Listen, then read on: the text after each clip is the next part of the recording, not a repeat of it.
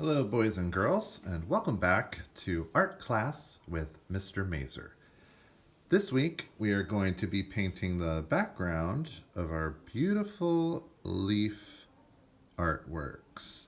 So, we're going to learn about an art concept. It is a principle of design, and it's called contrast. So, contrast is a big difference between two things. Some examples would be black and white. They're kind of opposites. Rough and smooth. That's another example of contrast. So in our paintings, we're going to be creating some color contrast. Now, to create color contrast, you need to use colors that are opposite each other on the color wheel. So if we're looking at this color wheel, for our leaves, we did mostly warm colors, which are the colors that are kind of like fire. So you see red, orange. When you get close to the flame, it gets really yellow. And then, of course, we use green, which is a cool color, but most leaves start off green, and I think a lot of you use green in your leaves. So warm colors are going to be what you mostly used to fill in your leaves last week. So this week, we're going to do the opposites and do the cool colors. So we're going to be using violet, blue, and green. When you think of cool colors, you can think of things like ice, water, sometimes in the ocean, depending on how the light hits it. Water and ice can be kind of bluish, kind of purplish, kind of greenish.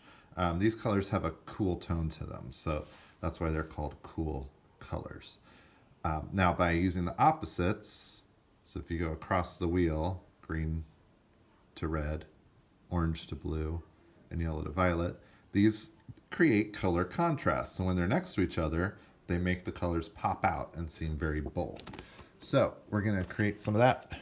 Now, I'm going to show you how to use watercolor. That's what the kids at school will be doing. If you don't have watercolor, you can do just like we did last week where we were blending with colored pencil and crayon. You can use those colors to fill in any background space. But I'm going to be using watercolor. So here we go. I'm going to show you two techniques that we can use to create color contrast. The first is called wet on wet painting. And the reason we call it wet is because you're using wet paint. You're putting it on an already wet paper, and it's going to cause a very cool effect of colors blending together. So first thing I'm going to do is use a big brush, and I'm just going to paint water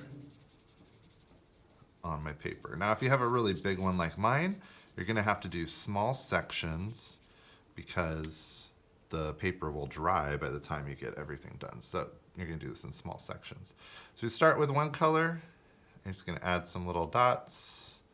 And you can see this is the wet effect. So it's going into that wet paper. It's just causing the paint to burst out. So it kind of looks like fireworks. It's a pretty cool effect. Now, as always, I want to clean my brush before I switch colors. Make sure there's no paint on there. And I'm going to use another cool color, use green. And I'm going to go real close to those blues. I'm not going to put them over top of each other just yet. So I'm going to do some green dabs in there. And you can see the cool effects that start happening. So then my blues and greens start to meet, and I start getting this cool variation of many different colors. I think I'm going to go in with some purple. Now, if you go and drag your brush through and blend those all together, you're going to end up losing that cool blending effect. So I would suggest waiting and don't drag your brush through and smear all those together, because you want to keep that cool blended effect of those different colors. And I'm just going to go in and fill in my white spaces with different colors here. So I can see my paper starting to dry up.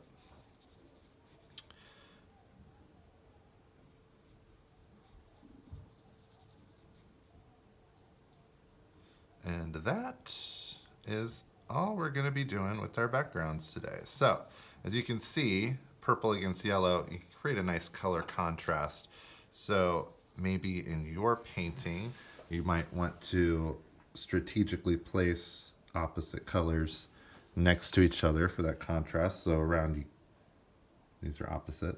So purple and yellow. When you get close to oranges, you might want to be using more blues. And when you get close to your reds, be using more green, and that will create some nice color contrasting. So have fun experimenting with blending colors, and see you next week.